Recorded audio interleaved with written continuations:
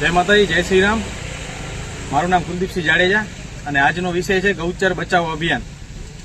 ગૌચર એટલે કે આપણા કચ્છ અને ગુજરાતની લગભગ સૌથી વિકટ પરિસ્થિતિ અને વિકટ સમસ્યા કોઈ હોય અને એનો જો કોઈ વિષય હોય તો એ છે ગૌચર।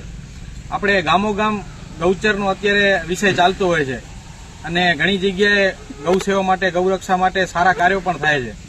ત્યારે આ વિષય જે છે કચ્છનો અને ગુજરાતનો કે ગામોગામ ગૌચર જે જમીનો છે એ ક્યાંક ખેડાઈ જતી હોય છે, ક્યાંક ભૂમાફિયાઓ દબાવતા હોય છે, એના પર દબાણ થતું હોય છે કે પછી ઉદ્યોગપતિઓ એના ઉપર કબજો કરતા હોય છે, કોઈ ખાણ ખનીજવાળા એના ઉપર કબજો કરતા હોય છે, એમાંથી મટ્ટી કાઢતા હોય છે। તો આવા અનેક વિષયો છે એના માટે આપણા ગામોગામ ભાઈઓ તે બચાવવા માટે અભિયાન ચલાવતા હોય છે। તેને આપણે સમર્થન આપવું જોઈએ। આપણે અત્યારે રાપર વાગડની અંદર જે શિવભા છે જે 5-7 વર્ષથી ગૌચર એમના ગામનો વિષય છે વિસ્તારનો એના માટે લડત ચલાવે છે અને 20 થી 25 દિવસ હમણાં પણ વચ્ચે તેઓ ઉપવાસ ઉપર અને ધરણા ઉપર બેઠા હતા, તેમ છતાં પણ અધિકારીઓનું અને તંત્રનું કોઈનું પેટનું પાણી હલતું નથી। તો આવા વિષયને આપણે ધ્યાનમાં લેવા જોઈએ। આપણે કહેતા હોઈએ છીએ કે ગૌ માતાની અંદર 33 કોટી દેવી દેવતાઓનું સ્થાન છે અને જ્યારે પણ ગૌચરની વાત આવે છે ત્યારે લોકો કહેતા હોય છે કે તમે તમારા ઘરની અંદર 2 ગાય રાખો તો એની રક્ષા થશે, પરંતુ અત્યારે 50 વારની અંદર જે લોકો રહે છે મકાનોમાં એ ગૌ રક્ષા નહીં પરંતુ કોઈ પણ પશુને પાડી શકે એમની હાલત નથી। તો એના માટે અત્યારે ગૌચર જે જમીનો છે આપણે મનુષ્ય તરીકે આપણે જે ગૌ માતાને નથી રાખી શકતા કે અન્ય પશુઓની આપણે સંરક્ષણ નથી કરી શકતા, તો એના માટે થઈ અને જે કુદરતી જે સંસાધનો જે આપેલા છે આપણને અને જે ગૌચર એટલે કે રાજાશાહીમાં અને રાજાશાહી પછી પણ જે ગૌચર જમીન છે એ એના માટે જ રાખવામાં આવી હતી કે મનુષ્ય છે એ આપણે વ્યક્તિ આપણા સ્વાર્થના લીધે એ નહીં કરી શકીએ તો એ ગૌચર છે એમાંથી પોતાનું જે પેટ ભરવાનું છે એનો ચારો છે એ ભરી લેશે। પરંતુ આજના સમયની અંદર આપણે એ પણ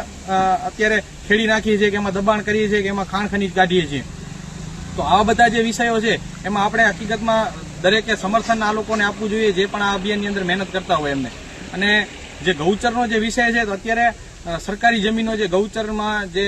ઉદ્યોગપતિઓને જે દાનમાં દેવામાં આવી છે એવી હજારો એકર જમીનો છે, એની અંદર નથી કંપનીઓ આવતી કે નથી કાંઈ એમાં થતું, તેમ છતાં પણ આજે ગૌચર માટે એ જમીનો અત્યારે વન્ય જે છે સીમ એ અત્યારે કચ્છની અંદર ઘણી બધી જે સીમ છે જે ઉદ્યોગપતિઓને દાનમાં આપવામાં આવી છે એ અત્યારે નથી એમાં કંપની બની કે નથી કોઈ પશુપાલકોને કામ આવતી। અને પશુપાલકોને અત્યારે આપણે વિચારીએ છીએ કે એ લોકો જે ધંધો કરે છે દૂધનો વ્યવસાય કરતા હોય કે અન્ય કોઈ પણ ધંધા કરતા હોય તો એમને પણ અત્યારે ગૌચર ના લીધે બહારથી જે ખાધો ખાવા માટે લઈ આવવું પડતું હોય છે ગૌ માતા માટે, ભેંસ માટે કે કોઈ પણ માટે, તો એ પણ એમને ખૂબ મોંઘું પડે છે સીમ ધીમે ધીમે ઓછી થવાના લીધે। તો હકીકતમાં જે ગૌરક્ષા, ગૌ સેવા, ગૌ માતા કે અન્ય જે પણ પશુઓ છે અને એનામાંથી જે લોકો આજીવિકા મેળવે છે એ જમીનો જે રાખવામાં આવી છે એને હકીકતમાં સુરક્ષિત રાખવી જોઈએ, એને ખોટું નુકસાન ન પહોંચાડવું જોઈએ અને જ્યાં જ્યાં આવા મુદ્દાઓ ચાલતા હોય એમાં એ લોકોને આપણે સમર્થન આપવું જોઈએ। અને હું દરેકને વિનંતી કરીશ, કચ્છ ગુજરાતના જેટલા પણ ગામડાઓ છે એમાં જ્યાં જ્યાં પણ ગૌચર જમીનો દબાણી હોય કે એમાં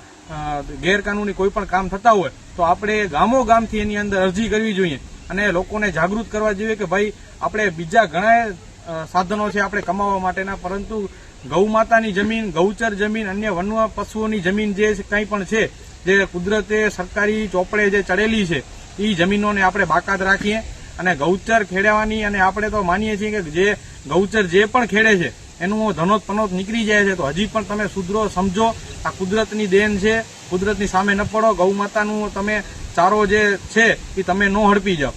જય માતાજી, જય શ્રી રામ, જય ગૌ માતા।